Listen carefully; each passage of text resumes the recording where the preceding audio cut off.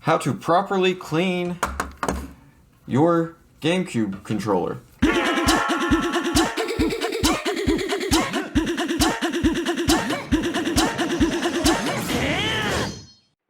But before we get into that, did you know that 81% of the people that watched my last video were not subscribed to my YouTube channel?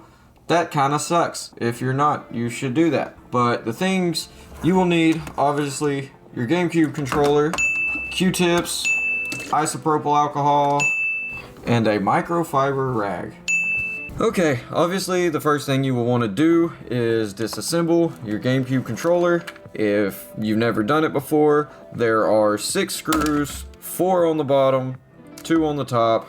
I'm gonna go ahead and pop those out. This is gonna be a deep clean of a GameCube controller. I mean, it's pretty hard to fuck up a GameCube controller, but it is definitely possible. Be careful with the contact pads when you're putting them back in, and be careful not to strip the shitty tri-wing screws that Nintendo is obsessed with.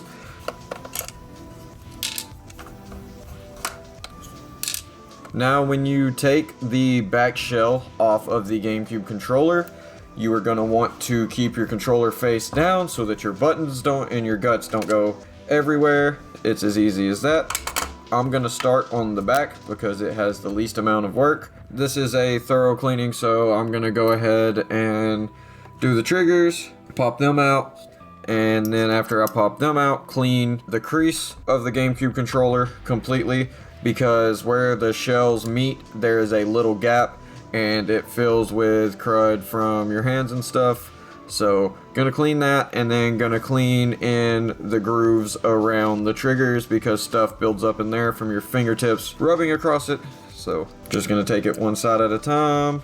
Be very, very careful when you take it out not to let that spring shoot that off like I did before.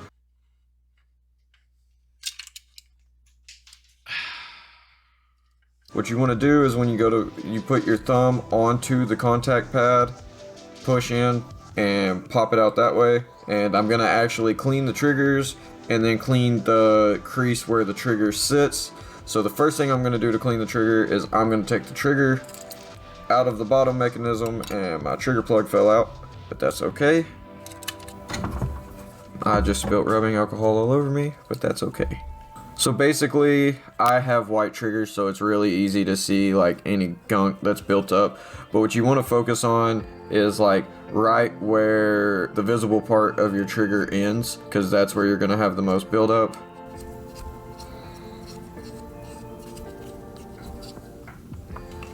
And now I will take this and I will go around the crease where the trigger actually goes in and pull out as much of that gunk as I can.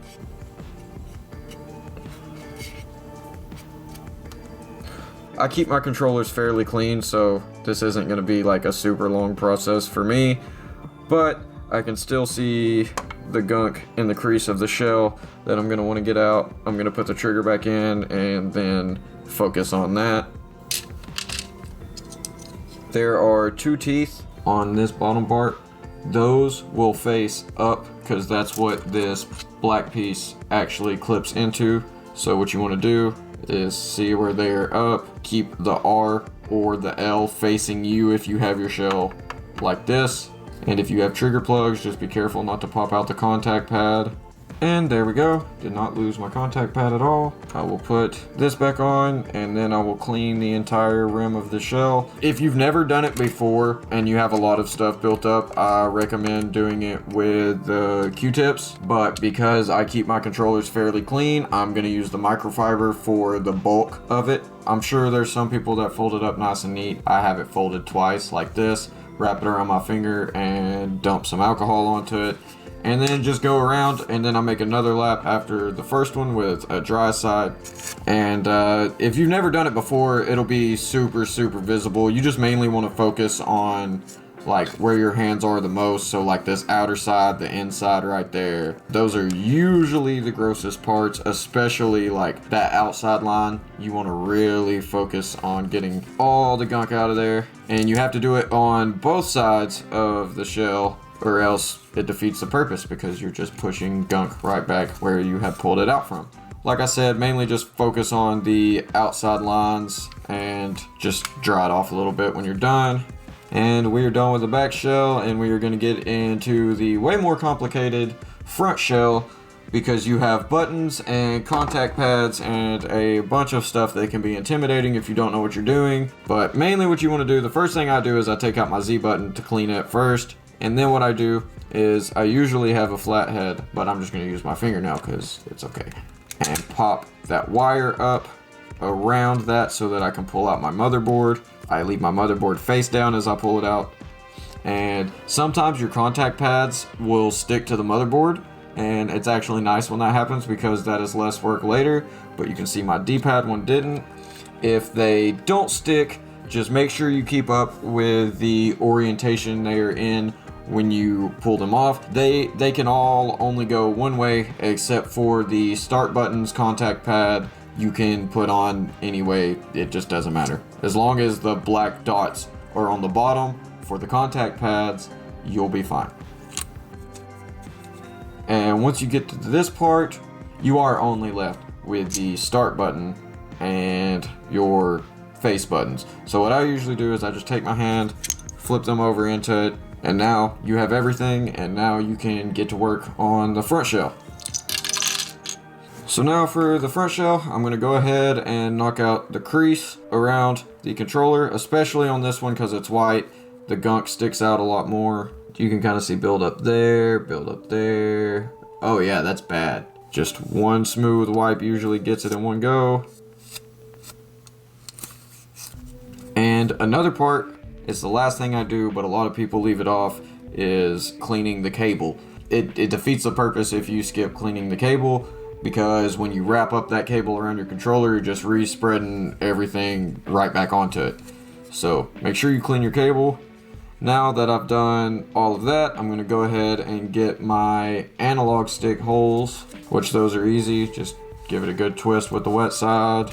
And now is when I will switch back to Q-tips to get all of my buttonholes. If you look from the top, you can't really see much. You can see a little bit on the rims of it, but I flip it like this. That way everything falls straight down. I usually do this over a paper towel. And I'll take my Q-tip, and hopefully Storm is speeding a lot of this up in the YouTube video so that you don't have to watch me go through all these holes. Okay, and now the front shell is done, and I'm gonna knock out the buttons, which are super easy. So for the buttons, I will refold my microfiber, wet right in the center, and then I just go one button at a time. Like I said, I do this once a month, so for me, a majority of the time, mine are already clean, but even me doing it once a month with these white buttons, every little thing shows up.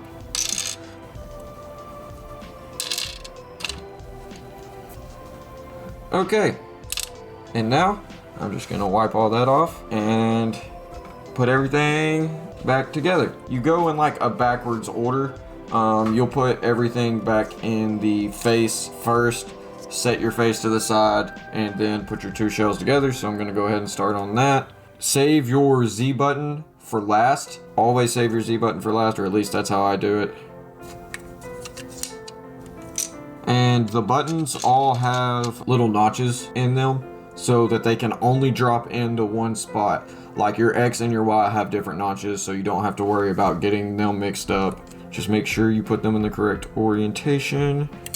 Start button only has one way it can go, so it doesn't really matter. Any of your contact pads that fell off, now is the time that you will put them back on. I only had my D-pads, contact pads fall off. Like I said, make sure the black dots are on the bottom side so that it actually functions when it hits your motherboard. If your rumble pack is loose on your motherboard, make sure you're holding it in place. I can already tell that my start contact pad fell loose.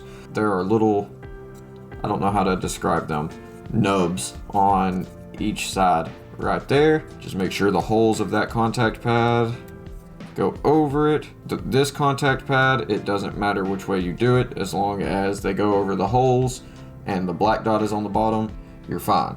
And now, put that in. Make sure you wrap your cable back around that nub right there and make sure the lead is going out. Everything is pushed in, make sure the sliders on your triggers are all the way up. Put your Z button back in, and now the face is done. You will just line it up and drop it in place, and you're done.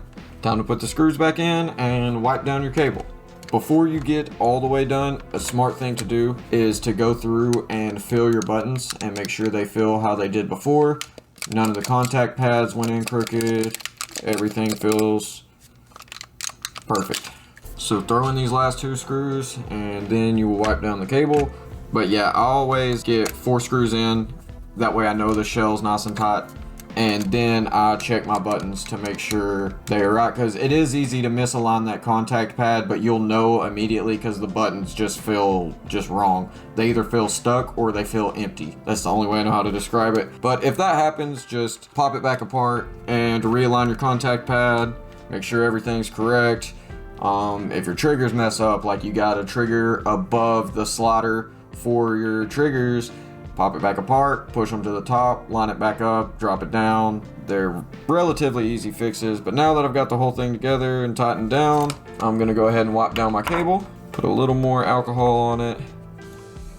If you have any visible gunk, make sure you're getting it. Yeah, towards the bottom of your cable is where you will usually have the most stuff.